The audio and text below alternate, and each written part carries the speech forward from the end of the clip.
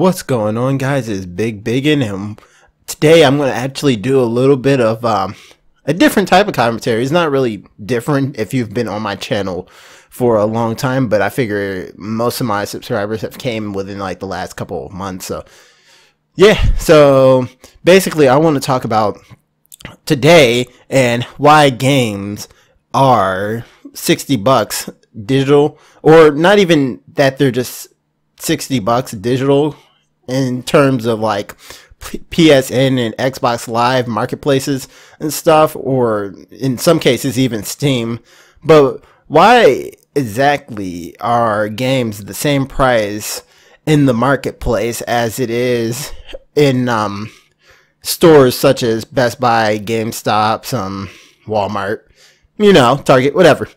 So I figure, like, developers are always complaining about why games aren't being bought digitally, and this is mainly due to the fact that people buy games and then they sell them back to GameStop. I suppose there's other companies, but it's mainly GameStop that they're selling their games back to, and then people are buying the used games and playing it, and they're not making profit off of other people buying used games. So to prevent this from happening, they're just going to say that they want everybody to buy it digitally. And in some cases, or not even, I can't think of any cases, but I know that some of them have said that they would just rather just put their game online and only let it be purchased there, so that everybody who buys the game has to buy it from them and there is no way out of it. So that's my whole line of thinking behind why developers want to buy it. I think at this point that's pretty much true, but to this day, more so in PSN and Xbox Live, when people are trying to buy their games digitally, is always like the same prices. Now, I will kind of caution this, or give a little warning, that they do actually do some sales on the marketplace, but for the most part the game is going to cost the same price, and there's no real reason for you to not buy the game from places such as GameStop, because you can buy the game and then sell it. Now, I myself do not personally buy games and sell them. If you've watched any of my vlogs, or just my face cam, you can see the games behind me. But I can see why people would do it, and I can also see why people would buy the game used. If you can save money, then why wouldn't you? And the only way I can see people wanting to buy games from digitally is if the prices are cheaper. And why shouldn't it be cheaper? Because if you think about it, they're not going through nearly the same amount of process that it would take for it to make it to GameStop. So you got to think about all the hands that have touched that game before you have to get it all the way to GameStop and on that shelf. You got to, have them make it, put it on a disc, put in the plastic, and then you got to ship it off, and then someone's got to unpack it and then put it up on that shelf.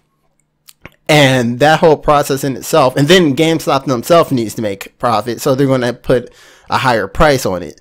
I couldn't tell you how much they're making off the game itself. I've heard rumors of $20, but that might not be true. So don't take that as if it's a fact. But when it comes to digital gaming, you shouldn't have to do that. So the prices should technically be cheaper. And I've came up with my own mental range of where I think digital games, if you want to standardize digital games, should actually cost. I think that digital games should probably be around $50. I think that's pretty fair. And I think that even still, that's more of a profit towards the company than if someone were to go and buy the game off the shelf of GameStop. So I think $50 is fair. No real reason why. Sorry about that. That was my computer.